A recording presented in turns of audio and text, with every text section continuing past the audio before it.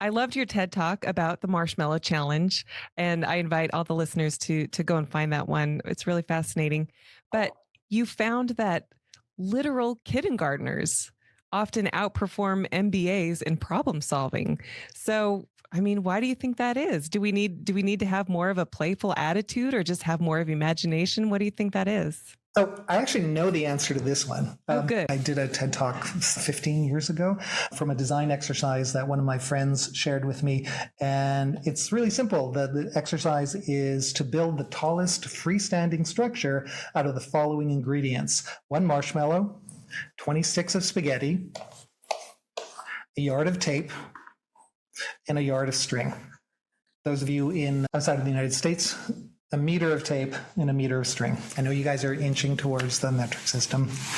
That's my one joke of the time. Anyway, so there's a fun TED Talk that illustrates some of the key points about it. And it turns out that in the anecdotal stuff that we did, that MBA students, about 25% of them had standing structures, and then the rest they just collapsed. They just did not follow through, whereas kids had as many as 60 or 80% standing structures, and their tallest structures are often higher than the average of the MBAs.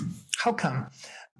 So the joke is that MBAs begin with a strategic plan, a vision. We're going to build in this way, and then we're going to plan in this way, and you're going to do this, and then we're going to execute. And so they go through this whole process, and they put the marshmallow on right at the very end, and it falls down because the weight of the marshmallow causes the whole structure to collapse and bend and fall over.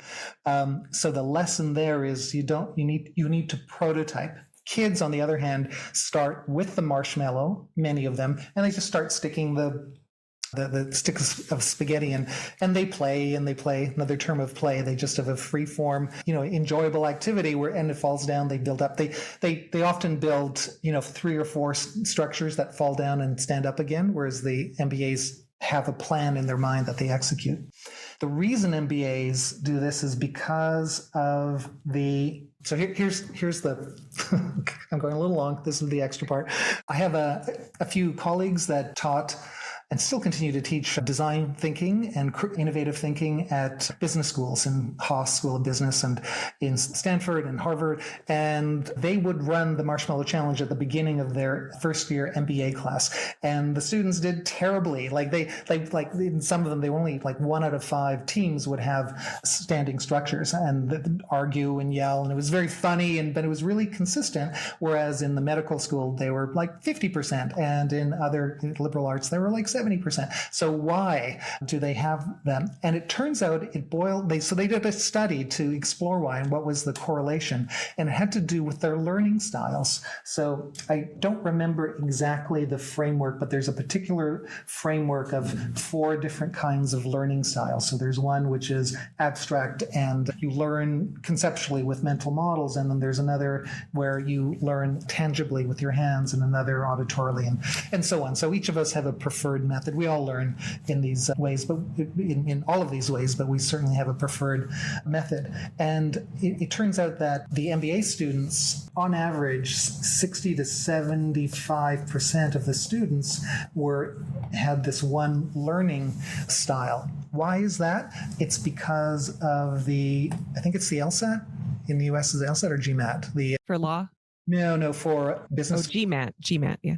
So the GMAT is a filter that basically highlights or allows more students of a particular type of learning style to get into the MBA program.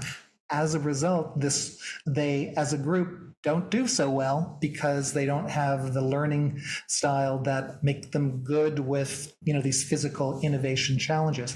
Obviously, they're really good at other stuff.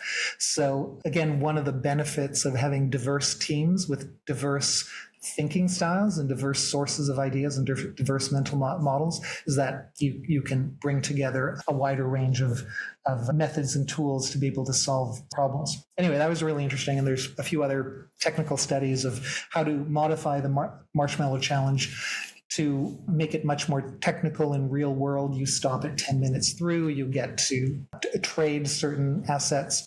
So there are people who have built a career this Marshmallow Challenge.